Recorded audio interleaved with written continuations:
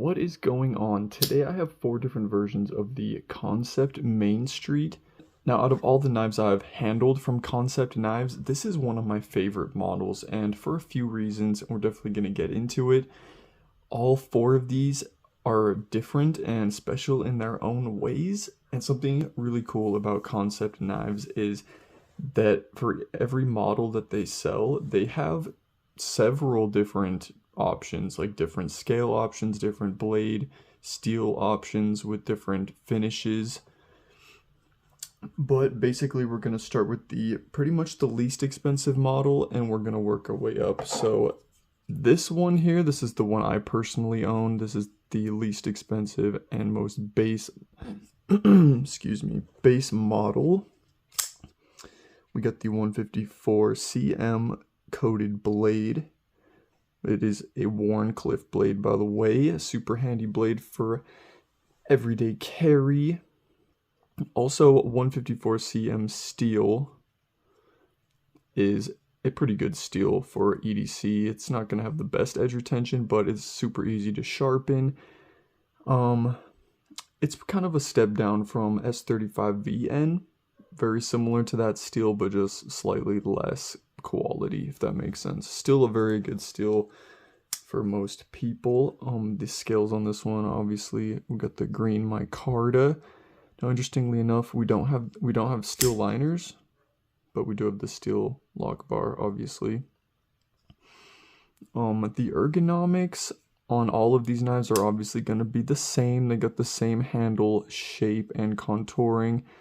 I mean, I guess these two have a little bit different, like divot here, but mostly they are the same. And yes, this is the one I own. These 3 here were lent to me by my friend Corey Frost. He runs a group on Facebook called Knives in Trees, which I will put the link to in the description. It's a buy-sell trade group on Facebook, so if you have a Facebook, check it out.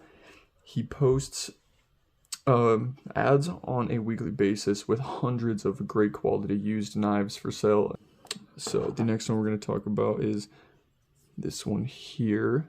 Now this version, obviously we have the carbon fiber scales with the steel liners, and this one, interestingly enough, has the axis lock, which the action on this one does feel a little bit different, a little bit more smooth just because of the axis lock, which the axis lock works very well.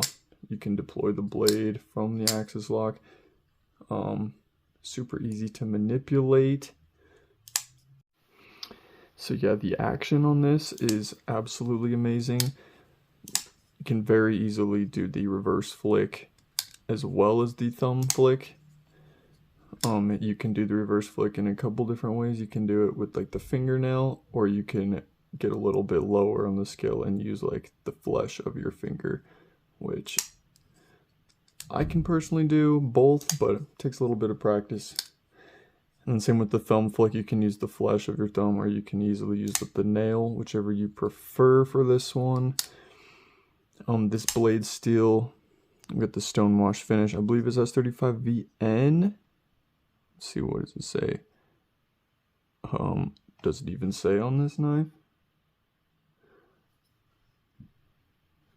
It does say. We will zoom in a little bit, see if we can see it. It's a little dirty here on the blade. There we go. 154 cm blade steel. So yeah, the blade on this, we have the stonewash finish. The steel on this version is also 154 cm, as well as this one.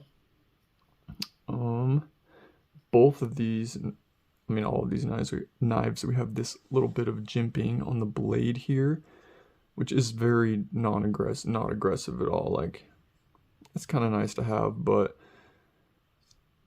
also this little choil is just a sharpening choil. Basically, you can kind of get the tip of your finger on there to choke up for some more precise cutting, but not super ideal. Though this knife does have really good ergonomics overall, and you can hold it in several different grip positions. And with the blade shape how it is, it's, in my opinion, a super useful blade shape, which can be used for so many different tasks. All right, this next version we're going to talk about here. This one's a little bit more heavy, and that is because we got these solid brass scales. The action on this one's a tiny bit more stiff. The D10 is a little bit more stiff. This blade is also... This blade on this one is also 154 cm, and this version is also stonewashed. The difference about these scales, obviously we have the brass scales, and we have this little divot cut out for the lock bar access, like this little, which on this one we don't have any type of divot, but on this version we have like a little rounded out divot, which is interesting. Like, I don't know why they all wouldn't just be the same, but maybe some of these scales were made by different companies. That's very possible. But so yeah, brass version, definitely heavy with the brass scales. The pocket clip on all of these is one of the best pocket clips out there. Like, the pocket clips really don't get better than this. None of these have reversible clips, which is fine. And this clip is, I'm not sure aftermarket or if this version just comes with this clip, but this one's deep carry. Totally different clip on this one, but still a good clip, obviously. But these clips, they work so well. Like, the tension is perfect, slides in and out of your pocket with ease. And as you can see, this version, the one I own, has seen a lot of pocket time. This is one of the knives I do use and carry. I mean, it's just a good EDC knife that I don't feel bad about using, that is for sure. And it's very comfortable and satisfying. So I mean, for me, I have several different knives, different price ranges, but I like to really use my less expensive knives. Like, all right, now I saved the best one for last. This one has the beautiful Arctic fat carbon scales, which I'm pretty much in love with.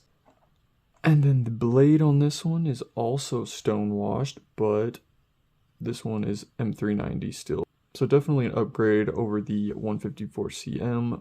M390 is definitely going to have much better edge retention. This version has the same typical Mainstreet pocket clip. Now honestly, I think this version would look cool with these thumb studs, these blue thumb studs on here. Totally think that is what they should have done for this model as well as this one, because it looks good on the carbon fiber, like with the blue hardware, but you could have put the blue hardware on here and it would have looked pretty sleek in my opinion.